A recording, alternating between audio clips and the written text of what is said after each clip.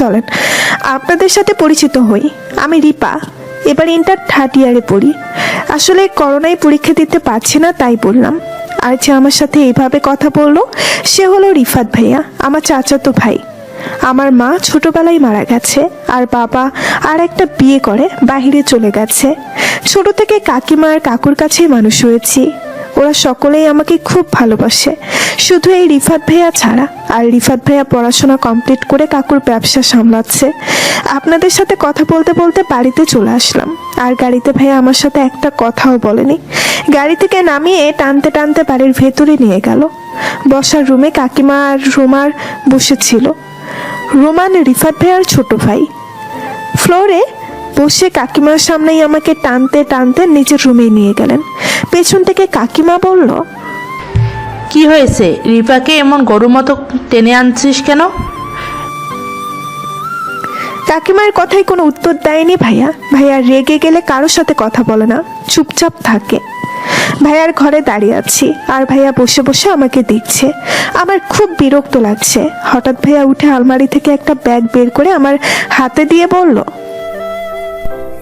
এরপর থেকে যেখানেই যাবি এটা পরে যাবে, আর কোনোদিন যদি এমন টাইট ফিটিং জামা পরে বাইরে বের হতে দেখেছি না, সেদিন তোর বাড়ি থেকে বের হওয়ার একদম শেষ দিন হবে। এবার যা, ঘর থেকে বের হ। আমিও আর কথা না বাড়িয়ে নিজের ঘরে চলে আসলাম। আসলে ভাইয়া আমাকে বোরখা দিয়েছে, আর কাল থেকে বোরখা পরেই বাইরে যেতে বলেছে। রাতে সকলে একসাথে টেবিলে বসে খাচ্ছিলাম। হঠাৎ করে কাকু বলল, আমাদের রিফা মায়ের জন্য একটা ভালো বিয়ের প্রস্তাব এসেছে। ছেলে ভালো জব করে, কাল দেখতে আসবে। কাকুর কথা শুনে মাথা নিচু করে বসে আছি। খুব কষ্ট হচ্ছে, কিছু বলতে পারছি না। খাবার গলা দিয়ে নামছে না। হঠাৎ কাকিমা বলল, রিপা, তুই কি কাউকে ভালোবাসিস? আমি শুধু মাথা নাড়ালাম, না। তারপরেই ওখান থেকে চলে আসলাম, কারণ আর একটু থাকলেই সকলে আমার চোখের পানি দেখতে পেত। খুব কান্না পাচ্ছে। কি করে বলবো তোমাদের, আমি যে তোমাদের ছাড়া থাকতে পারবো না। কান্না করতে করতেই ঘুমিয়ে পড়েছি। হঠাৎ মনে হলো কেউ আমাকে টেনে তুলে নিচের কোলে বসালো। তাড়াতাড়ি চোখ খুলে দেখলাম রিফাত ভাইয়া। অনেকটা অবাক হলাম, কারণ রিফাত ভাইয়া খুব একটা দরকার ছাড়া আমার রুমে আসে না, তাও আবার আমাকে নিজের কোলে বসিয়েছে। আমি সরে আসতে চাইলাম, তখনই ভাইয়া আমার হাত ধরে আবার বসালো আর বলল, না খেয়ে চলে আসলি কেন? আর এত কান্নারও বাকি আছে? দেখতেই তো আসবে, বিয়ে করতে তো না। এবার আমি আবার কান্না করে দিলাম। তখন রিফাত ভাইয়া আমাকে আরো অবাক করে দিয়ে জড়িয়ে ধরে চোখের পানি মুছে দিয়ে বলল, হয়েছে, আর কান্না করতে হবে না। হা কর, আর সবটুকু খাবার শেষ কর। এই প্রথম রিফাত ভাই আমাকে নিজের হাতে খাইয়ে দিল, আর এত ভালো ব্যবহার করলো। খুব অবাক লাগছে, যে কিনা আমাকে দেখতেই পারে না সে আজ আমার কষ্টটুকু বুঝতে পেরেছে। এইসব ভাবছিলাম, হঠাৎ রিফাত ভাই আমাকে জড়িয়ে এই কম্বলের নিচে শুয়ে পড়লেন, আর আমার মাথায় হাত বুলাতে বুলাতে বলল, আর কোনো কথা না, এবার চুপচাপ ঘুমা। আমি কিছুই বুঝতে পারলাম না কি হচ্ছে আমার সাথে। এইসব ভাবতে ভাবতে ঘুমিয়ে গেলাম। সকালে কাকিমার ডাকে ঘুম ভাঙলো। ঘড়িতে দেখলাম 8:40 বাজে। আশেপাশে কোথাও রিফাত ভাইয়াকে দেখলাম না, হয়তো অনেক আগেই চলে গেছে। মানুষটা কখন কি করে বোঝা যায় না। একদম রেডি হয়ে খাবার টেবিলে গেলাম। ওখানে রিফাত ভাইয়া সহ সকলেই আছে। আমিও খেতে বসলাম। কি রে, তুই কোথায় যাচ্ছিস? কলেজ যাবো কাকিমা, প্রতিদিন এই সময় তো কলেজেই যাই। আজ কলেজে যেতে হবে না, আজ ওই বাড়ি থেকে তোকে দেখতে আসবে। কথাটা শুনে আবার মন খারাপ হয়ে গেল। টেবিল ছেড়ে চলে আসতে চাইলাম, তার আগেই পাশের চেয়ার থেকে রিফাত ভাই আমার হাতটা ধরে আবার বসালো, আর চোখের ইশারায় টেবিলে বসে খেতে পড়লো। আমি আর কথা না বাড়িয়ে চুপচাপ খেয়ে রুমে চলে আসলাম। আসার সময় কাকিমা হাতে একটা শাড়ি ধরিয়ে দিয়ে বলল, এটা পরতে? সং সেজে অন্য কাউকে দেখাতে হবে না, নর্মাল ড্রেস পর যা। কাকিমা আর কিছু বলতে পারলো না। রুমে এসে বসে আছি আর ভাবছি সত্যি এরা আমাকে পর করে দেবে। আচ্ছা, আমি না থাকলে ওদের কষ্ট হবে না, ওদের মন খারাপ হবে না? আজ কাকু আর ভাইয়া অফিসে যায়নি, মেহমান আসবে, তাই দুপুরের দিকে আসার কথা ছিল, কিন্তু ফোন দিয়ে আসবে না বলে দিয়েছে। কারণ জানতে চাইলে এমন সব আজগুবি কথা বললো যা আমাদের সকলের মাথার উপর দিয়ে চলে গেছে। আপনার এক মেয়েকে কয়বার বিয়ে দিতে চান? ঠিক কি বলতে চান কি আপনি? আমার মেয়ের কিসের বিয়ে দিয়েছি? মাথা ঠিক আছে আপনার?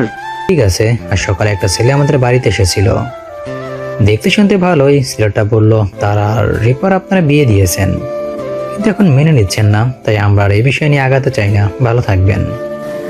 বলেই ফোন কেটে দিলেন। কাকুর মাথায় যেন আকাশ ভেঙে পড়ল। তখন রিফাত ভাইয়া বলল, আব্বু, এত চিন্তা করার কি আছে? তোমরা কি রিপাকে ঘাট থেকে নামাতে চাইছো? হ্যাঁ, কি সব বলছিস? মাথা ঠিক আছে তোর রিফাত? রিফা আমার মেয়ে, ওকে কোনোদিনও বোঝা মনে করি না যে ঘাট থেকে নামাবো। আমার কথা হলো, এমন বাজে কথা কে ছড়ালো আর কেনই বা ছড়ালো? আমিও তাই চিন্তা করছি, কে করলো কাজটা? তবে করেছে, ভালোই করেছে। আমার এখন বিয়ে করার কোনো শখ নাই, আর না এই পরিবার ছাড়া কোনো শখ আছে। হঠাৎ রিফাত ভাইয়া বলল, হয়তো কেউ একজন চায় না রিপার বিয়ে হোক, হয়তো সেই রিপাকে ভালোবাসে তাই এমন করেছে। রিফাকে ভালোবেসে সেটা তো আমাদের একবার বলতে পারতো, আমরা দেখতাম। কিন্তু এই সব বাজে কথা ছড়াবে কেন? হয়তো তার বলার এখনো সময় হয় নাই। আচ্ছা বাদ দাও আব্বু, যা হয় ভালোর জন্যই হয়। বলে রিফাত ভাইয়া রুমে চলে গেল। আমিও রুমে চলে আসলাম। খুব খুশি খুশি লাগছে, মনে হচ্ছে যে এই কাজটা করেছে তাকে ধরে কয়েকটা চুমু দিই। ইস, আজ তার জন্য আমি বেঁচে গেলাম। বিকেলে ছাদে গিয়ে দেখি রিফাত ভাইয়া দাঁড়িয়ে আছে। পরিবেশটা খুব সুন্দর, হালকা বাতাস, কালো মেঘ, খুব সুন্দর। আমি আবার নিচে নেমে আসলাম, এসে দুটো কফি করে নিয়ে গেলাম। রিফাত ভাইয়ার সামনে কফির মগটা ধরলাম। রিফাত ভাইয়া কোনো কথা না বলে কফির মগটা নিয়ে খেতে শুরু করলো। দুজনেই চুপ। হঠাৎ রিফাত ভাইয়া বলল, কিরে, আজ মনে হচ্ছে খুব খুশি তুই। আজ আমি খুব খুশি, কারণ আমাকে কেউ দেখতে আসেনি। কেন বিয়ে করতে চাস না? কাউকে কি ভালোবাসিস?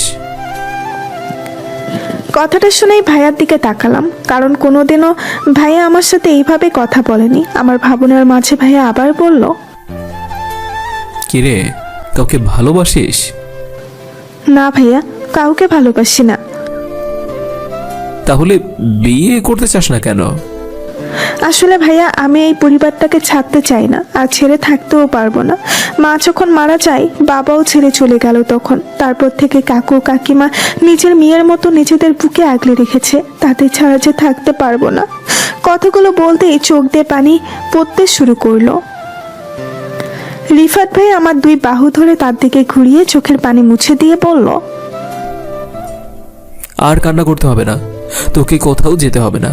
তুই সারা জীবন আমাদের বকেই থাকবি, আমার বাবা মার রাজকন্যা হয়ে, আর রোমানের বেস্ট ফ্রেন্ড হয়ে, আর আমার ঝগড়া করার মানুষ হয়ে। বলে আর এক মিনিটও দাঁড়ালেন না, ছাদ থেকে চলে গেলেন। আমি তার কথার আগা মাথা কিছুই বুঝতে পারলাম না। রিফাত ভাইয়ের ব্যবহার কিছুদিন হলো কেমন পরিবর্তন লাগছে। সকালে নাস্তা করে কলেজে চলে এলাম। আজ বোরখা পরে এসেছি, এটা নিয়ে আমার ফ্রেন্ডরা অনেক হাসাহাসি করছে। ক্লাস করে বাড়িতে যাবার উদ্দেশ্যে বের হতেই দেখি রিফাত ভাইয়া বাইক নিয়ে দাঁড়িয়ে আছে। আমি কাছে যেতেই বলল, বাইকে ওঠ। আমি আর কথা না বাড়িয়ে চুপচাপ বাইকে উঠলাম। একটু পরে দেখি ভাইয়া বাড়িতে না গিয়ে উল্টো পথে যাচ্ছে। ভাইয়া, এটা তো বাড়ির রাস্তা না, আমরা কোথায় যাচ্ছি? মা বাবা সকালে মামা বাড়িতে গিয়েছে, আর আমাকে বলেছে তোকে নিয়ে যেতে, আর তোকে কিছু মার্কেট করে দিতে। কাল রিমার বিয়ে। কথাটা শুনেই আমার মনটা খারাপ হয়ে গেল, কারণ ও বাড়ির মামা ছাড়া আমাকে কেউ দেখতে পারে না। এটা নিয়ে অনেক ঝামেলা হয়েছে এর আগে। রিফাত ভাইয়া হয়তো আমার মনের কথাটা বুঝতে পেরেছে, তাই বলল, এত চিন্তা করতে হবে না, ও বাড়ির কারো কথা কানে নিবি না, ঠিক আছে? তাহলেই তো হলো। আর সব সময় আমার সাথে থাকবি, ঠিক আছে? রিফাত ভাইয়া আমাকে অনেকগুলো ড্রেস কিনে দিয়েছে। তারপরে আমরা মামাদের বাড়িতে গেলাম। গিয়ে মামাকে সালাম দিলাম। মামার সাথে কথা বলার মাঝে মামি চলে এসে বলল, রিফাত, এই ঝামেলাটা তোরা সব জায়গাতে নিয়ে আসিস কেন? কেন, আমি ওকে খুব জ্বালাচ্ছি তোমাকে? তাহলে বলো, আমি ওকে নিয়ে চলে যাই। মামি আর কিছু না বলে ওখান থেকে চলে গেল, আর রিফাত ভাই আমাকে নিয়ে কাকিমার রুমে দিয়ে আসলো। রিফা মা, আজ রিমির গায়ে হলুদ, তাড়াতাড়ি রেডি হয়ে নে, ওকে? ঠিক আছে কাকিমা বলেই ফ্রেশ হতে চলে গেলাম। সন্ধ্যায় রিফাত ভাইয়ার কিনে দেওয়া হলুদ গাউন পরে হালকা সাজলাম। এমন সময় কাকু রুমে আসলো। বাহ, আমার মেয়েটাকে তো এইটুকু সাজেই হুড়পড়ির মতো লাগছে। আমি কাকুকে জড়িয়ে ধরে বললাম, ধন্যবাদ কাকু। বাইরে এসে দেখি অনেক মানুষ, মেয়েরা সকলে হলুদ শাড়ি পরেছে আর খুব সেজেছে, আর ছেলে কাঁচা হলুদ পাঞ্জাবি পরেছে। হঠাৎ রিফাত ভাইয়ার দিকে চোখ গেল। ভাইয়াকে দেখে মনে হচ্ছে কাঁচা হলুদ পাঞ্জাবিটা যেন শুধু তার জন্যই, এত কিউট লাগছে ওকে। একটু পরে একে একে সকলে রিমি আপুকে হলুদ মাখিয়ে দিল। আমি হলুদ দিতে গেলেই রিমি আপু আমার হাতটা ধরে বলল, আমি চারটার হাতে হলুদ দিই না। আপুর কথাই খুব লজ্জা পেলাম। কাকিমার দিকে তাকালাম, কাকিমা চোখের ইশারায় চলে আসতে বলল। আমিও চলে আসলাম। সবশেষে মামি রিফাত ভাইয়াকে বলল, কি রে রিফাত, ওখানে বসে আছিস কেন? এখানে আয় আর রিমিকে হলুদ দে। আসলে মামি, আমি যার তার গায়ে হলুদ মাখি না। বলেই চলে গেল। সকলেই তার চলে যাওয়ার দিকে চেয়ে আছে, আর কাকিমা কাকু মুসকে মুসকে হাসছে, হয়তো তারা খুশি হয়েছে। রাতে সকলে মেহেদি পড়েছে, আমিও সকলের সাথেই বসে আছি। তখন একটা পিচ্চি মেয়ে এসে আমাকে বলল, আপু তুমি মেহেদি পরবে না? আমি কিছু বলার আগেই মামি বলল, যার চাল নেই চুলো নেই তার আবার কিসের মেহেদি পড়া? হ্যাঁ, যা এখান থেকে। আমি কিছু না বলেই কাকিমার রুমে চলে আসলাম। কাকুর সাথে কিছুক্ষণ গল্প করে খাওয়া দাওয়া করে রিমি আপুর রুমে গেলাম ঘুমাতে। কারণ এ বাড়িতে 5টা রুম, একটাতে কাকিমা কাকু, একটাতে মামা মামি, একটাতে বড়রা, আর রিমি আপুর রুমে ছোটরা, আর বাকি একটা রুমে রিফাত ভাইয়া। রিফাত ভাইয়া ওর রুমে কারোর সাথে শেয়ার করে না। রিমি আপুর রুমে যেতে আমাকে যা নয় তাই বলে বের করে দিল। রাতও অনেক হয়েছে, তাই মন খারাপ করে ছাদে চলে আসলাম। কারণ সকলেই ঘুমিয়ে পড়েছে। ছাদের এক কোণে দাঁড়িয়ে ভাবছি, যার বাবা মা নেই তার হয়তো পৃথিবীতে কোনো দাম নেই। এ বাড়িতে থাকতে আমার একটুও ভালো লাগছে না, কিন্তু কিছু বলতেও পারছি না। হঠাৎ কেউ একজন পেছন থেকে আমাকে কোলে তুলে নিল। খুব ভয় পেয়ে তার দিকে তাকাতেই দেখলাম রিফাত ভাইয়া। আমি বুঝতে পারি না এই মানুষটা কি চাই। এই মরিচের গুঁড়োতে এই পানি। আমাকে দোলনাতে বসিয়ে দিয়ে আমার পাশে বসে বললেন, কি হয়েছে, এখনো ঘুম আসনি কেন? আমি মাথা নিচু করে নিলাম, কারণ কি বললো যে রিমি আপু আমাকে রুমে ঢুকতে দেয়নি। বলতে হবে না, বুঝতে পারছি। এবার হাতটা দে। আমি হা করে তার দিকে তাকিয়ে আছি। আমার হাত দিয়ে উনি কি করবে? আমার ভাবনার মাঝে ভাইয়া আমার হাতটা নিয়ে মেহেদি পরানো শুরু করলো। মেহেদি পরানো দেখে আমার চোখ দুটো আপনা আপনিই বড় হয়ে গেল। এত সুন্দর করে মেহেদি পরিয়ে দিল। তারপরে আমাকে কিছু বলতে না দিয়েই আমাকে কোলে তুলে নিয়ে হাঁটা শুরু করলো। একটু পরে রিফাত ভাইয়ার রুমে নিয়ে খাটে বসালেন, বসিয়ে বললেন, তুই ঘুমিয়ে পড়। আমি অবাক হয়ে মাথা নিচু করে বললাম, ভাইয়া আমি এখানে ঘুমালে তুমি কোথায় ঘুমাবে? আর তাছাড়া এখানে ঘুমালে লোকে খারাপ বলবে। আমার কথাটা মনে হয় ভাইয়ার পছন্দ হয়নি, তাই আমাকে একটা ধমক দিয়ে ঘুমাতে বললেন আর নিজে সোফায় শুয়ে পড়লেন। সকালে ঘুম থেকে উঠে দেখি ভাইয়া আমার আগেই উঠে পড়েছে, তাই আমিও উঠে বাইরের পরিস্থিতি দেখে ধীরে ধীরে কাকিমার রুমে গিয়ে ফ্রেশ হয়ে নিলাম। হালকা নাস্তা করে বাইরে গেলাম, যেখানে স্টেজ সাজানো হচ্ছে। সকলেই কাজে ব্যস্ত। মামার একমাত্র মেয়ে, তাই কোনো কিছুতেই কমতি রাখছে না। হঠাৎ কোথা থেকে একটা ছেলে এসে বলল, হাই, আমি রিয়াদ, রিমির খালাতো ভাই। হাই আমি রিপা, রিফাত ভাইয়া চাচাতো বোন। ও, তো কেমন আছো? জি ভালো, আপনি? ভালো। ও হ্যাঁ, তোমাকে কাল খুব সুন্দর লাগছিল, আর এখন নর্মাল ড্রেসও তোমাকে খুব সুন্দর লাগছে। ধন্যবাদ বলেই তাকে কিছু বলার সুযোগ না দিয়ে ওখান থেকে চলে আসলাম। কি রে মা, তোর হলো কি? করে বললাম সকলে পার্লারে গেল, তুইও যা। আমার কথা তো কানেই নিবি না। উফ কাকিমা, এই দেখো আমি রেডি। আমার মেয়েটাকে খুব সুন্দর লাগছে। আমার মেয়েটা দেখি একাই 100। বলেই চলে গেল। আমিও চলে গেলাম কাকিমার পিছু পিছু। হঠাৎ রিফাত ভাই আমার হাত ধরে টানতে টানতে রুমে নিয়ে এসে দরজা বন্ধ করে দিয়ে আমাকে খাটের উপরে বসিয়ে আমার পাশে বসে কোনো কথা না বলেই আমার মাথা 2 হাত দিয়ে ধরে কাছে নিয়ে ঠোঁটে ঠোঁট ডুবিয়ে দিলেন। হঠাৎ এমন হয় সব কিছু আমার কাছে বাসি তরকারির মতো লাগছিল, মানে এলোমেলো লাগছিল।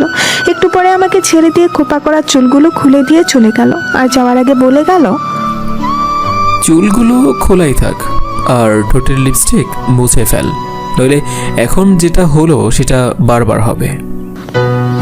আমি এখনো সেভাবেই বসে আছি। ভাই কেন আমার সাথে এমন করে? কখনো মেঘ তো কখনো বৃষ্টি, আবার কখনো সাত রং তো কখনো কালো রং। একটু পরে বাইরে চলে গেলাম। বরযাত্রী চলে এসেছে, বাড়িতে অনেক মানুষ। খাওয়া দাওয়া শেষ, এবার বিয়ে পড়ানো শুরু করলো। খুব মজার ব্যাপার হলো রিমি আপু খুব হাসি খুশি ভাবে কবুল বলে দিয়েছে। আমি এক কোণে দাঁড়িয়ে আছি। হঠাৎ কোথা থেকে একটা ছেলে এসে আমার কোমরে হাত রেখে আমাকে বলল, you are looking so hot baby. আমি কোনো কিছু না ভেবেই ঘুরে উঠে লোকটার গালে সজোরে একটা থাপ্পড় মেরে দিলাম। স্টেজের সব মানুষ এখন আমাদের দিকে তাকিয়ে ভাবছে কি হলো। কোথা থেকে রিফাত ভাইয়া দৌড়ে এসে বলল, কি হয়েছে রিপা? আমি রিফাত ভাইয়াকে দেখেই তাকে জড়িয়ে ধরে কান্না করে দিলাম। কাকু কাকিমা এসে বলল, কি হয়েছে? আমি কাকিমাকে জড়িয়ে ধরে সব বললাম। সাথে সাথে রিফাত ভাইয়া লোকটাকে মারতে শুরু করলো। তখন মামু মামি সকলে এসে রিফাত ভাইয়াকে থামালো। মামি, রিমি আপু সকলেই আমাকে দোষ দিচ্ছে। রিমি আপু বলল, বিড়ালের সামনে মাছ রাখলে সে তো নজর দেবেই। আমার চরিত্রের নাকি দোষ আছে। তখন এই রিফাত ভাইয়া চিৎকার করে পড়ল, অনেক বলে ফেলেছো মামি, আর বলো না, তাহলে কিন্তু আমিও ভুলে যাব তুমি আমার মামি হও। আর হ্যাঁ রিমি, তোকে বলছি, নিজেকে বিড়াল মনে করিস ঠিক আছে, বাট নিজের মতো আর কাউকে মনে করিস না। বলেই আমার হাত ধরে হাঁটা শুরু করলো। আর কাকিমা বলল, আম্মু, আমি রিপাকে নিয়ে বাড়ি চলে গেলাম, তোমরা আসো। বলেই আমাকে নিয়ে চলে আসলো। বাড়িতে এসে নিজের রুমে চলে এসে কান্না করছিলাম। বাইরে বৃষ্টি হচ্ছিল। কাকু ফোন দিয়ে বলেছে আজ আসতে পারবে না, খুব ক্লান্ত লাগছে, তাই গোসল করে রান্না করতে গেলাম। কি রান্না করিস? পেছনে ঘুরে দেখি রিফাত ভাইয়া, ছোট মাছ, আলু ভাজি আর ভাত। ও, এখনো মন খারাপ করে আছিস?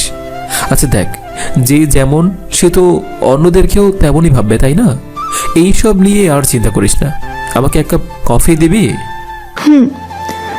ভাইয়াকে কফি বানিয়ে দিয়ে আমি রান্নায় মন দিলাম। ভাইয়াও আমার পাশেই দাঁড়িয়েছিল, কারণ ভাইয়া জানে আমি বিদ্যুৎ চমকালে ভয় পাই। আর বেশিরভাগ সময় বৃষ্টি হলে কাকু ভাইয়ার কাছে থাকে, আর আমি কাকিমার বুকের মাঝে থাকি। রান্না শেষ হতেই 8:30 বেজে গেল। তারপর দুজনে খাওয়া দাওয়া করে আমি রুমে চলে আসলাম। ভাইয়াও আমার পিছু পিছু এসে বলল, বই নিয়ে আমার রুমে আয়, আমার রুমে বসে পড়বি। আমিও আর কথা না পারিয়ে ভাইয়ার রুমে চলে গেলাম। 11টার দিকে ভাইয়াকে বললাম রুমে যাব। ভাইয়া বলল, এখানেই খাটে শুয়ে পড়। আর তুমি? এই ঘরে তো ছোট সোফা, শুতে পারবো না, আমি এখানেই বসে ঘুমাবো, তুই ঘুমা। আমি তো একা ঘুমাতে পারবো না বৃষ্টির জন্য, তাই বাধ্য হয়ে ভাইয়াকে বললাম, ভাইয়া তোমার খাটটা অনেক বড়, আমি এই পাশে শুয়ে পড়ছি, তুমি ওই পাশে শুয়ে পড়ো। ভাইয়া যেন এই কথারই অপেক্ষায় ছিল। আমার বলতে যতটা না দেরি হয়েছে, ভাইয়ের খাটে এসে শুয়ে পড়তেও এত সময় লাগে না। রাতে খুব জোরে জোরে বিদ্যুৎ চমকাচ্ছে, খুব ভয় করছে। কাকিমাকে খুব মিস করছি। এখন কাকিমা থাকলে আমি তার বুকের মাঝে চলে যেতাম। হঠাৎ রিফাত ভাই আমাকে টেনে ওর বুকের সাথে মিশিয়ে নিল। আমি কিছুই বলতে পারছিলাম না, বরফের মতো চুপসে আছি। নিঃশ্বাসটাও যেন নিতে ভুলে গেছি। রিফাত ভাইয়ার কথাই আমার ধ্যান ভাঙলো। কিরে, নিঃশ্বাসটা ফেল, নইলে তোর মৃত্যুর জন্য আব্বু আম্মু আমাকে জেলে পাঠাবে। ভাইয়ার কথাই খুব লজ্জা পেলাম। চুপচাপ ওর বুক থেকে সরে আসতে চাইলেও ও আমাকে আরো শক্ত করে জড়িয়ে ধরে বলল, বিশ্বাস রাখতে পারিস, খারাপ কিছু করব না। আমি জানি তুই ভয় পাচ্ছিস, আর আমি জানি তুই ভয় পেলে আম্মুর বুকের মাঝে শুয়ে থাকিস। এখন তো আম্মু নেই, তাই না হয় আমার বুকেই শুয়ে থাক। আমি আর কোনো কথা বললাম না, চুপচাপ ভাইয়ার বুকে শুয়ে আছি। হঠাৎ ভাইয়া বলল, জানিস রিপা, তোর পাশে আমি কাউকে দেখতে পারি না। তুই যখন কোনো ছেলের সাথে হাসতে হাসতে কথা বলিস, তখন আবার নিঃশ্বাস নিতেও কষ্ট হয়। তোর মনে আছে ক্লাস 8-এ একটা ছেলে তোকে চিঠি দিয়েছিল? ওই ছেলে যখন তোর সাথে মিশতো, কথা বলতো, তখন আমার খুব কষ্ট হয়। তাই নিজের কষ্টটা দূর করতে কিছুদিন বন্ধুর বাড়িতে চলে গিয়েছিলাম। কিন্তু 2 দিন থাকার পরে বুঝতে পারি তোকে ছাড়া আমি থাকতে পারবো না, তোকে না দেখেও আমি থাকতে পারবো না। তাই পরের দিন বাড়িতে এসে ওই ছেলেটাকে আগে এই এলাকা থেকে তাড়াই। তারপর থেকে তোর কাছে কাউকে আসতে দিনি। জানিস, তোর অনেকগুলো বিয়ে আসছিল আমার কাছে, আমি তাদের বাড়ি পর্যন্ত আসতে দেইনি। আর এইগুলোকে তুই কি বলবি আমি জানি না, তবে আমি বলবো আমি তোকে ছাড়া থাকতে পারবো না। সারা জীবন তোকে আমার পাশে চাই। দেখ, ভালোবাসার কথা কিভাবে বলতে হয় আমি জানি না, কিন্তু আজ এত কিছু হয়ে গিয়েছে যে আমার মনে হচ্ছে তোকে এখন এইসব না বললে আমি তোকে সারা জীবনের জন্য হারিয়ে ফেলবো। এতক্ষণ আমি ভাইয়ের কথাগুলো মন দিয়ে শুনছিলাম। হঠাৎ ভাইয়াকে বললাম, তার মানে সেদিন কাকুর বন্ধু বাসায় গিয়ে তুমি বলেছ আমি তোমার বউ? কি করব বল, আব্বু যেমন করছিল যেন সেই দিনই তোর বিয়ে দিয়ে দেই। আমি আর কিছু বলতে পারছিলাম না, কেমন একটা লাগছিল। তাই ভাইয়ার বুক থেকে সরে আসতে চাইলাম। তখন ভাইয়া আরো শক্ত করে জড়িয়ে ধরে বলল, দেখ রিপা, আমি তোকে জোর করব না আমাকে ভালোবাসতে, কিন্তু আমি তোকে অন্য কারো হতেও দেব না। আর আমার বুক থেকে সরে যাওয়ার চেষ্টাও করিস না, খুব খারাপ হবে বলে দিলাম। আমিও আর কিছু বললাম না। মনে মনে ভাবছি আমার বান্ধবীরাও প্রেম করে, ওদের কাছে শুনেছি ওদের বয়ফ্রেন্ড ওদের গোলাপ দিয়ে প্রপোজ করেছে। আর ভাইয়া এটা কি করলো? প্রপোজ করলো নাকি ওর কাছে থাকার জন্য ট্রেট দিল? এইসব ভাবতে ভাবতেই ঘুমিয়ে পড়লাম। সকালে ঘুম থেকে উঠে দেখি রিফাত ভাইয়া নেই। তাই উঠে আমার রুমে গিয়ে ফ্রেশ হয়ে নিলাম। রান্নাঘরে গিয়ে দেখি রিফাত ভাইয়া রান্না করছে। আমাকে দেখেই বলল, ঘুম ভাঙলো তাহলে তোর? আচ্ছা, এত ঘুমাস কি করে বলতো? সারা রাত নাক ডেকে ঘুমালি, আমাকে ঘুমাতেও দিলি না। আমি কিছু বললাম না। রাতের কথাটা মনে পড়ে লজ্জা করছিল। তার মানে ভাইয়া আমাকে ভালোবাসে? আচ্ছা, ভাইয়া আমাকে ভালোবাসে, আমি কি ভাইয়াকে ভালোবাসতে পারবো? কিরে, কি এত ভাবছিস? চল নাস্তা করি, তারপর তোকে কলেজে দিয়ে আমি অফিসে যাব। কিছুদিন পরেই তো পরীক্ষা, এখন থেকে পড়াশোনাটা একটু ঠিকভাবে কর, নইলে তো আমার বাচ্চাগুলো শিক্ষিত মা পাবে না, আর জাতীয় শিক্ষিত শিশু পাবে না। ভাইয়ার এমন কথাই আমার মাটির নিচে চলে যেতে ইচ্ছে করছে। কলেজে বসে আছি, ক্লাস করতে ইচ্ছে করছে না। ক্লাসে মনটাকে বসাতেই পারছি না। মনটা তো রিফাত ভাইয়ার বলা কথাগুলোতেই পড়ে আছে। কি রে, কি এত ভাবছিস? কিছু না রে, রাস্তা দিয়ে হাঁটছি, উদ্দেশ্যে বাড়িতে যাব। হাঁটতে হাঁটতে কখন যে রাস্তার মাঝে চলে আসছি বুঝতেই পারিনি। হঠাৎ কেউ একজন আমাকে ধাক্কা দিয়ে দূরে ফেলে দিল। কপালে একটু কেটে গেছে। কপালে হাত দিয়ে রাস্তার দিকে তাকাতেই দেখলাম অনেক লোকের ভিড় ঠেলে ওখানে গিয়ে দেখি রিফাত ভাইয়া রাস্তায় পড়ে আছে, মাথা দিয়ে রক্ত পড়ছে। রিফাত ভাইয়া? চোখ মেলে তাকিয়ে দেখি আমি হসপিটালের বেডে শুয়ে আছি। পাশে তাকাতেই দেখলাম রিফাত ভাইয়া শুয়ে আছে। ভাইয়ার মাথায় হাত দিতেই চোখ খুলে আমার দিকে তাকালো, মুস্কি একটা হাসি দিয়ে বলল, কিরে, হাত পা ভাঙলো আমার, আর পুরো একদিন বেডে ঘুমালি তুই? ভাইয়ার কথায় খুব অবাক হলাম। পুরো একদিন আমি বেহুশ ছিলাম? ভাইয়াকে কিছু বলতে যাবো তার আগেই কাকিমা রুমে এসে বলল, কিরে, তোর সেন্স ফিরলো তাহলে? দুজনে তো আমাকে পাগল করে ছাড়বি। তারপরে কাকিমার কাছে জানতে পারলাম রাস্তা দিয়ে হাঁটার সময় পেছন থেকে একটা গাড়ি এসে আমাকে ধাক্কা দিচ্ছিল। তখনই রিফাত ভাইয়া এসে আমাকে সরিয়ে দেয়, আর গাড়িটার সাথে ভাইয়া বাড়ি খেয়ে রাস্তায় পড়ে যায়। কথাটা শুনে খুব খারাপ লাগছিল। আমার জন্য ভাইয়ার আজ এই অবস্থা। কাকিমা আমাদের দুজনকে খাইয়ে দিয়ে চলে গেল, আর যাওয়ার আগে বলে গেল একটু পরেই ভাইয়াকে বাড়িতে নিয়ে যাওয়া হবে। আমি ভাইয়ার পাশে বসে আছি। আই এম সরি ভাইয়া, আমার জন্য আজ তোমার এই অবস্থা। ইটস ওকে, কিন্তু তুই কি এমন ভাবছিলি যে রাস্তায় আমি এতবার ডাকলাম তুই শুনলি না? আর একটু হলে তো গাড়িটা তোকে পিষে যেয়ে রাখতো। কি এত ভাবছিল? কি আর ভাববো, তোমার কথাই ভাবছিলাম। রিফাত ভাইয়া দেখি মুসকি মুসকি হাসছে। আমি চলে আসতে চাইলাম আর আমার হাত ধরে তার কাছে বসিয়ে দিয়ে আমার কুলে মাথা রেখে বলল, কিছুদিন পর পরীক্ষা, এখন আমাকে নিয়ে ভাবতে হবে না। নিজের পরীক্ষাটা নিয়ে একটু ভাব, বুঝলি? আমাকে নিয়ে ভাবার জন্য সারা জীবন পাবে। আমি কিছু বললাম না। হঠাৎ উনি আমার কোমর জড়িয়ে ধরে বলল, একটু চুল টেনে দিত। আমার হাতটা আনমনেই ভাইয়ার মাথায় চলে গেছে, তাই চুল টানতে শুরু করলাম। এমন সময় রুমে কাকিমা ঢুকে পড়ল। আমি লজ্জায় সরে আসতে চাইলেই ভাইয়া আমার কোমরটা আরো জোরে ধরে বলল, এত নাড়াচাড়া করিস কেন? কাকিমার দিকে তাকিয়ে বলল, আম্মু কিছু বলবে? বলবো তো। এত রোমান্স পরে করিস, এখন বাড়িতে চল। কাকিমার কথাই খুব অবাক হলাম। কাকিমা এইসব কি বলছে? তার মানে রিফাত ভাই আমাকে ভালোবাসে, এটা কি কাকিমা জানে? আমার ভাবনার মাঝেই কাকিমা বলল, আমি তোর কাকুর সাথে চলে যাচ্ছি, তুই আর রিফাত রেডি হয়ে চলে আয়। বলেই চলে গেল। আমি রিফাত ভাইয়ার দিকে তাকিয়ে আছি। রিফাত ভাইয়া হয়তো আমার মনের কথা বুঝতে পারছে, তাই সে বলতে শুরু করলো, এত ভাবতে হবে না। তুই তো জানিস আমার জীবনে যাই হোক সব কিছু আমি আম্মুকে বলি। এটাও বলেছি, আম্মু আগে থেকেই জানে আমি তোকে ভালোবাসি। আর আজ আব্বুও জানে আম্মু বলেছে। তবে হ্যাঁ, কেউ তোকে জোর করবে না আমাকে বিয়ে করার জন্য। আর আমি জানি জোর করতেও হবে না। তুই নিজেই আমাকে বিয়ে করতে চাইবি আর ভালোবাসবি। আমার মতো সুন্দর একটা ছেলেকে ভালো না বেসে পারা যায় বল? আমি কিছুই বলতে পারছি না, কি বা বলবো। তারপরে বাসায় চলে আসলাম।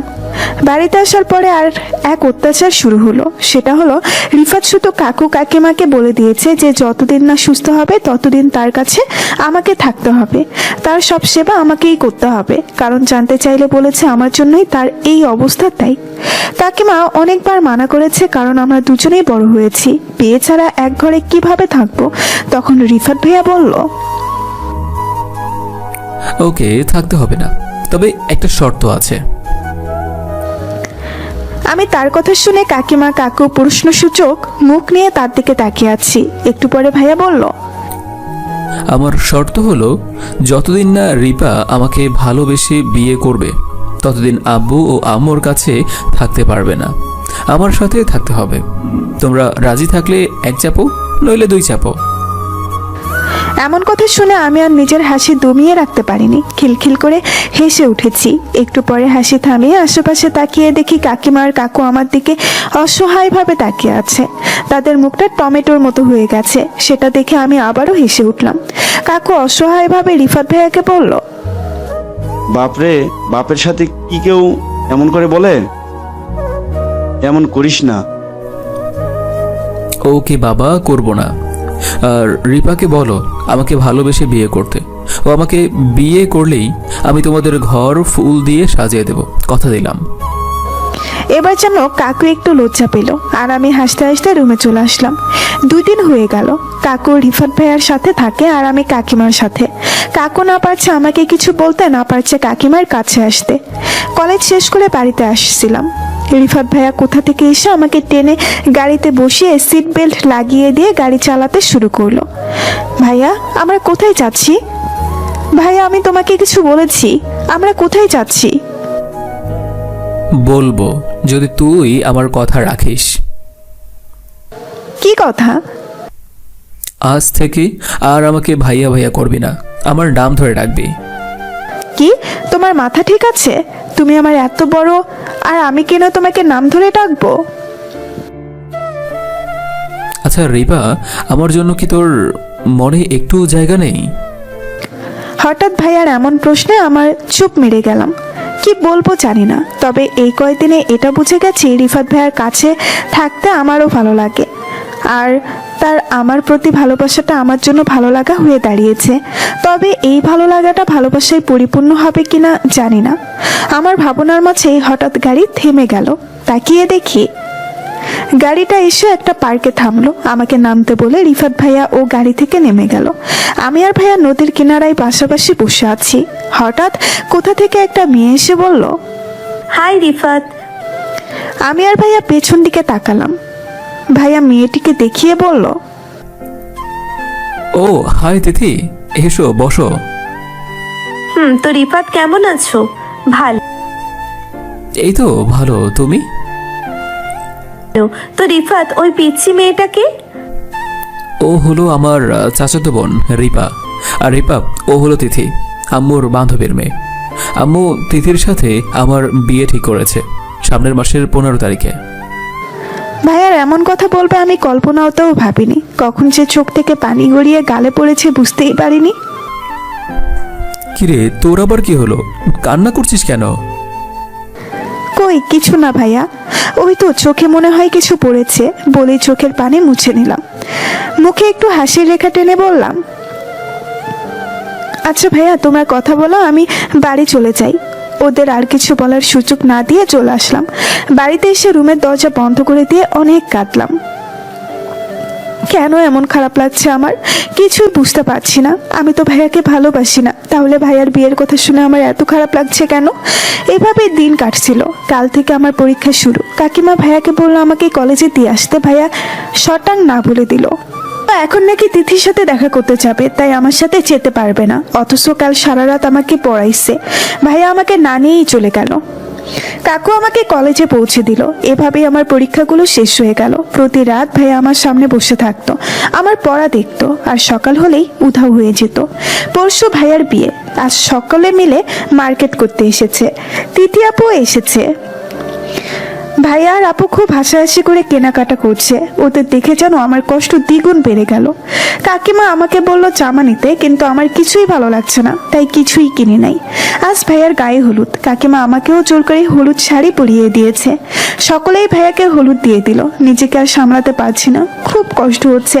আজ বারবার মনে হচ্ছে ভালোবাসা পেয়েও হারিয়ে ফেললাম। কান্না করতে করতে রুমে চলে আসলাম। রাতে আর ঘর থেকে বের হইনি। সকালে ঘুম থেকে উঠে ফ্রেশ হতে গিয়ে আয়নাতে দেখতে পেলাম আমার গায়ে হলুদ লাগানো, আর কোমরের এক সাইডে মেহেদি দিয়ে লেখা লাভ ইউ। এমনটা কে করতে পারে? ভাবতে ভাবতে ফ্রেশ হয়ে বাইরে চলে এলাম। সকলেই বিয়ের কাজে ব্যস্ত। আজ ওদের মনে কত আনন্দ, আর আমার মনে 10 বালতি বেদনা। রিফাত ভাইয়াও কত খুশি, কিন্তু একদিন ভাইয়া নিজেই বলেছিল আমাকে বিয়ে করবে, আর যখন আমি তাকে ভালোবাসবো তখন আমাকে বিয়ে করবে। অথচ আজ আমি আমার সবটা দিয়ে তাকে ভালোবাসতে চাইছি, আর আজ উনি আমার মনটাকে ভেঙে দিয়ে স্বার্থপরের মতো তিথি আপুকে বিয়ে করছে। আমি আর কিছুই ভাবতে পারছিলাম না। সকলের মাঝেই কাকিমাকে জড়িয়ে ধরে জোরে জোরে কান্না করছিলাম। সকলেই বলা বলি করছিল আমার কি হয়েছে। রিফাত ভাইয়াও আমার কাছে এসে কিরে, কি হয়েছে তোর? এমন করে কান্না করছিস কেন? বলল। আমি আর ওখানে 1 মিনিটও দাঁড়ালাম না, দৌড়ে নিচের রুমে চলে আসলাম। রিফাত ভাইয়া কাকিমা অনেকবার ডেকেছে। একটু পরে রিফাত ভাইয়ার বিয়ে। আমি এখনো ঘরে বসে আছি। নিজেকে আজ আর নিজের কাছেই ভালো লাগছে না। নিজের কাছে নিজেকেই আজ বোঝা মনে হচ্ছে। কিছু না ভেবেই একটা চিঠি লিখতে বসলাম। লেখা শেষে বিষের বোতলটা হাতে নিয়ে বসে আছি। একটু পরেই বোতলের সবটুকু বিষ খেয়ে ফেললাম। খুব কষ্ট হচ্ছে আমার, চোখ দুটো ঝাপসা হয়ে যাচ্ছে। বাইরে থেকে অনেকবার ডাকাডাকি করে। যখন আমার কোনো সাড়া পায় নাই, তখন রিফাত ভাইয়া দরজাটা ভেঙে ফেললো। রিফাত ভাইয়া দৌড়ে আমার কাছে এসে আমার নাম ধরে বারবার ডাকছে। কিছু বলার শক্তিটুকুও আজ আমার নেই। চোখ দুটো ধীরে ধীরে বন্ধ হয়ে আসলো। তারপরে কি হয়েছে আর বলতে পারবো না। চোখ খুলে নিজেকে রিফাত ভাইয়ার বুকে আবিষ্কার করলাম। ঘুমিয়ে আছে রিফাত ভাইয়া। কিছু সময় তার বুকে থেকে বোঝার চেষ্টা করলাম কি হয়েছে আর কোথায় আমি। একটু নড়ে চড়ে উঠতেই ভাইয়া ধরপড়িয়ে উঠলো। আমাকে দেখে জড়িয়ে ধরে বসে আছে। তার চোখ দিয়ে শুধু পানি পড়ছে, কিছু বলতেও পারছে না। একটু পরেই রুমে কাকিমা কাকু আসলো। আমাকে এমন দেখে যেন তারা তাদের প্রাণ ফিরে পেল। রিফাত ভাইয়া একপাশে মাথা নিচু করে বসে আছে, আর ডাক্তার আমাকে চেক আপ করছে। একটু পরে ডাক্তার বলল, আর কোনো চিন্তা নেই, আপনাদের মেয়ে এখন সুস্থ, ওকে আপনারা বাড়ি নিয়ে যেতে পারেন। বলেই চলে গেল। কাকু কাকিমা আমার পাশে বসে আছে। রিফাত ভাই আমার বেডের এক সাইডে চুপ করে বসে আছে। হঠাৎ কাকু আমার হাতটা ধরে বলতে শুরু করলো, আমাকে ক্ষমা করে দে মা। আমি কাকুর হাত দুটো ধরে বললাম, এসব কি বলছো কাকু? তুমি কেন ক্ষমা চাইছো? আসলে মা, তিথি হলো তোর কাকিমার বান্ধবীর মেয়ে। কাল ওর বিয়ে ছিল, তবে সেটা রিফাতের সাথে না, আমাদের অফিসের শাওনের সাথে। ওদের বিয়ের কথা শুনেই আমি ওদের বলি বিয়েটা যেন আমাদের বাড়ি থেকেই হয়। আর সকলকে তোর সাথে অভিনয় করতে বলেছিলাম যেন তুই তোর মনের কথাটা নিজেই বুঝতে পারিস। আর আমার কথা মতো রিফাত তোকে বলে রিফাতের সাথে তিথির বিয়ে। তবে বিশ্বাস করো মা, তুই এমন কিছু করবি আমি কখনো ভাবি নাই। আমি তোদের এক করতে গিয়ে তোদের জীবনটা শেষ করে দিতে গিয়েছিলাম। আমাকে মাফ করে দে। কাকু কথাগুলো বলছিল আর কান্না করছিল। আমি কি বলবো কিছুই বুঝতে পারছিলাম না। হঠাৎ কাকিমা বলল, দুজনে হবে। কাল থেকে আজ পর্যন্ত দুজনে এই বেডেই শুয়েছিলি। তোর কাছ থেকে আমার ছেলেকে কেউ সরাতে পারেনি। এই 2 দিন এক ফোঁটা পানিও খায়নি। আমাদের কারোর সাথে কথা বলছে না। তুই প্লিজ ওকে একটু বুঝিয়ে শুনে খাওয়া। এই যে খাবার। খাবারটা আমার পাশে রেখেই কাকু কাকিমা চলে গেল। আর রিফাত ভাইয়া এখনো আগের মতোই দাঁড়িয়ে আছে। হঠাৎ আমার কাছে একটা চেয়ার টেনে নিয়ে বসে পকেট থেকে একটা কাগজ বের করে পড়তে শুরু করলো। প্রিয় রিফাত ভাইয়া, যখন তুমি আমার মনের কথাগুলো জানতে পারবে তখন হয়তো আমি আর এই দুনিয়ায় থাকবো না। জানো ভাইয়া, তোমাকে না তিথি আপুর সাথে খুব মানিয়েছে। কিন্তু বিশ্বাস করো, তোমাদের একসাথে দেখে আমি যে নিজেকে ঠিক রাখতে পারছি না। খুব কষ্ট হচ্ছে আমার, নিঃশ্বাসটাও নিতে পারছি না আমি। শপিং মলে যখন তুমি তিথি আপুকে জড়িয়ে ধরলে তখন যেন আমার পুরো পৃথিবীটাই অন্ধকার হয়ে গিয়েছিল। আচ্ছা ভাইয়া, তুমি তো বলেছিলে তুমি আমাকেই বিয়ে করবে, আর তখনই বিয়ে করবে যখন আমি তোমাকে ভালোবাসবো। তবে কেন আজ তিথি আপুকে বিয়ে করছো? তবে কি তোমার বলা কথাগুলো সব মিথ্যা ছিল? আচ্ছা ভাইয়া, আমার যে খুব কষ্ট হচ্ছে, তুমি কি বুঝতে পারছো না? এই কষ্টটাকে তুমি কি নাম দেবে আমি জানি না, তবে আমি তোমাকে বড্ড ভালোবেসে ফেলেছি। তাই আমি বেঁচে থাকতে তোমাকে অন্য কারো পাশে দেখতে পারবো না। প্রথম এবং শেষবার তোমাকে বলে যাচ্ছি ভাইয়া, I love you, I really love you. ভালো থেকো। ইতি তোমার না পাওয়া ভালোবাসা। চিঠিটা আমার লেখা। আমি ভাইয়ার দিকে তাকাতে পারছি না, খুব ভয় করছে। ভাইয়া চিঠিটা পড়ে আমার দিকে তাকালো। আমি সাথে সাথে মাথা নামিয়ে নিলাম। ভাইয়া আমাকে কিছু বলার আগেই আমি ভাইয়াকে অসহায়ভাবে বললাম, ভাইয়া আমার না খুব ক্ষুধা লাগছে। ভাইয়া আর কিছু না বলে প্লেটে খাবার নিয়ে নিজ হাতে আমাকে খাওয়াতে শুরু করলো। আমি কিছু না ভেবেই প্লেটটা হাতে নিয়ে এক লোকমা খাবার ভাইয়ার মুখের কাছে ধরলাম। ভাইয়াও কোনো কথা না বলে খেয়ে নিল। খাওয়া শেষ করে ভাইয়া বলল, এর শাস্তি তুই পাবি। নিজের ক্ষতি করার চেষ্টা করার শাস্তি তো তুই পাবি, আর এই চিঠির শাস্তিও তুই পাবি। বলেই চলে গেল। আর আমি ভয়ে চুপসে গেলাম। একটু পরে কাকিমা এসে আমাকে চেঞ্জ করে দিয়ে গেল। আর একটু পরে ভাইয়া রুমে এসে কোনো কথা না বলে আমাকে কোলে নিয়ে হাঁটা শুরু করলো। হসপিটালের অনেকেই আমাকে দেখে হাসছে, খুব লজ্জা লাগছে। আর ভাইয়া যেন কোনো দিকেই খেয়াল নেই, আমাকে কোলে নিয়ে গাড়িতে বসিয়ে দিল। বাড়িতে এসে আমাকে আমার রুমে যেতে না দিয়ে ভাইয়া রুমে নিয়ে গেল। আর কাকিমাকে ডেকে বলল, বিকেলে যেন কাজই বাড়িতে চলে আসে। না আসলে কি করব তুমি তো তা জানোই আশা করি। বিকেলে শুয়ে আছি, কোথা থেকে আমার বান্ধবী নিরূপা এসে কিছু না বলেই আমার হাতে একটা নীল রঙের শাড়ি ধরিয়ে দিয়ে বলল, এটা পরে 5 মিনিটের মধ্যে নিচে চলে আয়, নইলে রিফাত ভাইয়া তোর কপালে শনি ডেকে আনবে। বলেই চলে গেল। কিছুই বুঝতে পারলাম না। একটু পরে শাড়িটা পরে নিচে চলে গেলাম। নিচে গিয়ে আমাদের কিছু কাজিনদের দেখতে পেলাম। বুঝতে পারছি না কি হচ্ছে। কাকিমা আমাকে টেনে রিফাত ভাইয়ার পাশে বসিয়ে দিল। একটু পরে কাজী সাহেব বিয়ে পড়ানো শুরু করে দিল। আমার মাথায় যেন আকাশ ভেঙে পড়লো। কি হচ্ছে আমার সাথে? আজ সুস্থ হয়ে বাড়ি ফিরলাম আর আজই বিয়ে। কখন থেকে কাজী সাহেব বলেই যাচ্ছে বলো মা কবুল। আমি কিছুই বলতে পারছিলাম না। হঠাৎ একটা শীতল হাত সকলের চোখের আড়ালে আমার শাড়ির নিচ দিয়ে আমার পেটটা চাপ দিয়ে ধরলো। ভয়ে আপনা আপনি মুখ দিয়ে কবুল বের হয়ে গেল। কবুল বলে রিফাত ভাইয়ার দিকে তাকালাম। ভাইয়া মুসকে মুসকে হাসছে, কারণ হাতটা রিফাত ভাইয়ার ছিল। আমাদের বিয়েটা হয়ে গেল। এভাবে বিয়ে হবে কখনো ভাবিনি। রাতের মধ্যে সকল কাজিনরা খাওয়া দাওয়া করে চলে গেল। আর আমি চুপ করে বসে আছি। বাড়িতে আসার পর থেকে রিফাত ভাইয়া আমার সাথে একটা কথাও বলেনি। রাতে তিথি আমাকে বউ সাজিয়ে রিফাত ভাইয়া রুমে বসিয়ে দিয়ে গেল। আমি বসে বসে চিন্তা করছি কোথা থেকে কি হয়ে গেল। নিজের বিয়ে আর নিজেই জানি না। হঠাৎ দরজা খোলার শব্দে দরজার দিকে তাকালাম। রিফাত ভাইয়া দরজা বন্ধ করে ভেতরে এলো। আমি উঠে তার পা ধরে সালাম দিলাম। যতই হোক এটাই তো নিয়ম। রিফাত ভাইয়া আমার বাহু ধরে দাঁড় করিয়ে বলল, অনেক রাত হয়েছে, যা চেঞ্জ করে নে।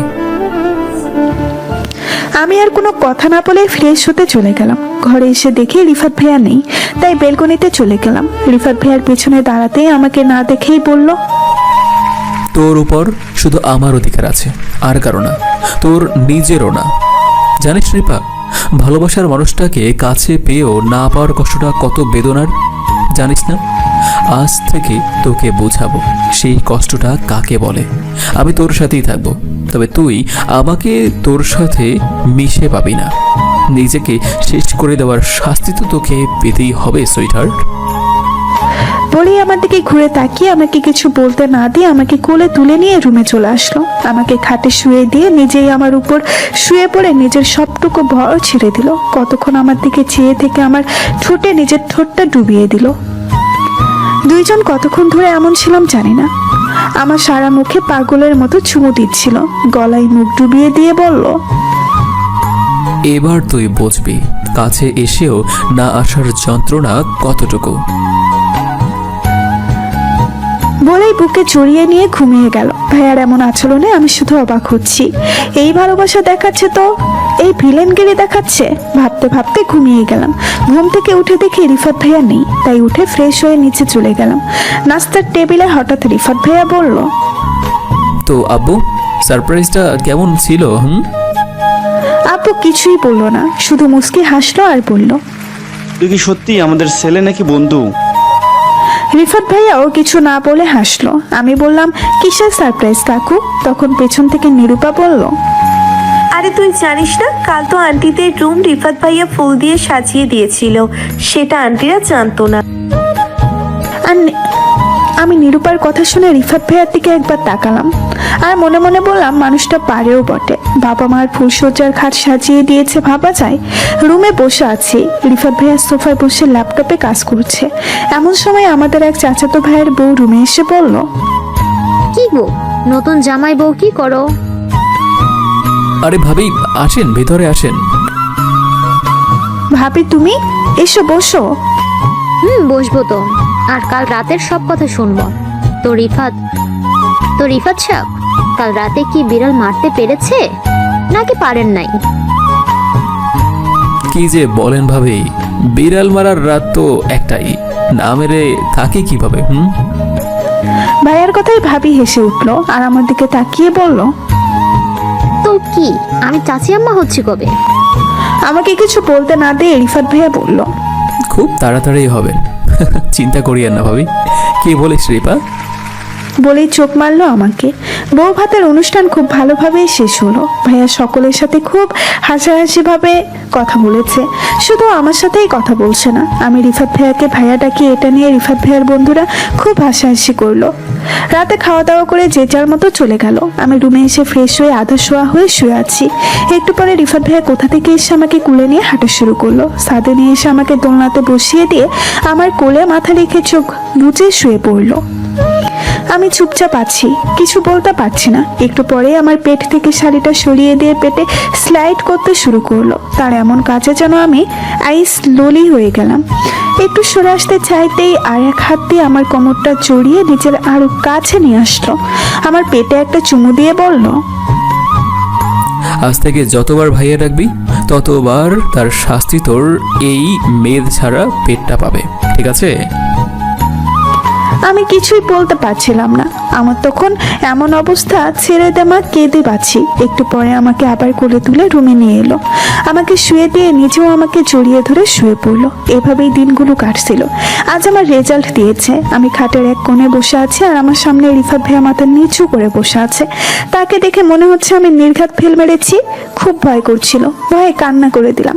আমার কান্না দেখে রিফাত ভাইয়া হেসে দিল, তারপরে আমাকে বুকে জড়িয়ে নিয়ে বলল, আরে পাগলি, কান্না করছিস কেন? তুই কি জানিস তুই জেলা ফার্স্ট হয়েছিস? এবার আমাকে কি খাওয়াবি আর কি দিবি সেটা বল।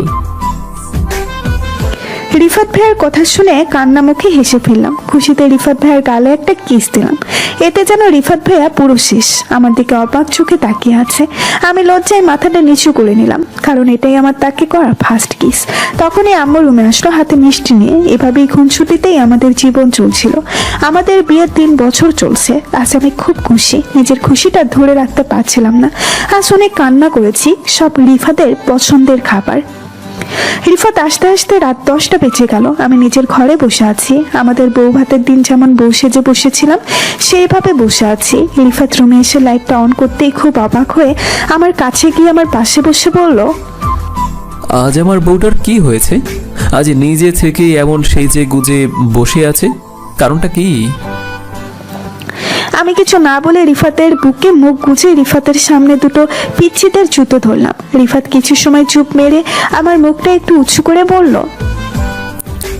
তুমি যেটা বলতে চাইছো সেটা কি সত্যি?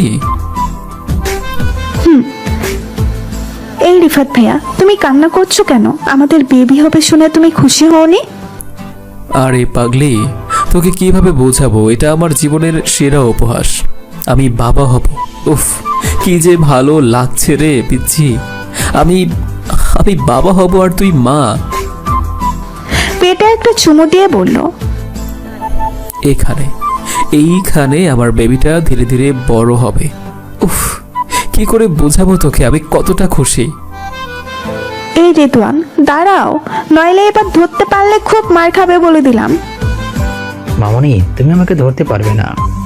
তখনই রিফাত ভাই এসে রেদওয়ানকে কোলে নিয়ে বলল, বাবা, মামুনের সাথে কেউ এমন করে বলো? মামুনির দৌড়াতে কষ্ট হয় তো। রিবা, খাবারটা আমার কাছে দাও। আমার ছেলেকে আজ আমি নিজেই খাওয়াবো।